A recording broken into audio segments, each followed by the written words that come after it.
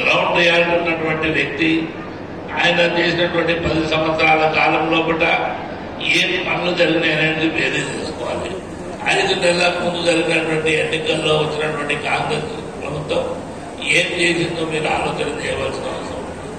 ఏ మాటలైతే చెప్పి మాటలు నిలబెట్టుకున్నటువంటి కాంగ్రెస్ ప్రభుత్వానికి బుద్ధి చెప్పాలంటే మీరు తప్పకుండా టీఆర్ఎస్ పార్టీ తరఫున కల్వకుంట్ల చంద్రశేఖరరావు గారు చేసినటువంటి పనులన్నింటినీ కూడా వేరే చేసుకొని ప్రతి ఒక్క పని ప్రతి ఇంట్లో ప్రతి జాగాలో కూడా కేసీఆర్ జ్ఞాపకాలు మనకు ఉన్నాయి. కనుక ఆయన చేసినటువంటి పనులను వేరే చేసుకొని తప్పకుండా మరొక్కసారి మీరు చూసినట్టయితే కేసీఆర్ గారు ఎప్పుడైతే బయలుదేరిలో బసేసుకొని తండోపతండాలుగా లక్షలాది జనం పరుగులు తీసుకువస్తున్నటువంటి సందర్భం మీరు మరొకడు.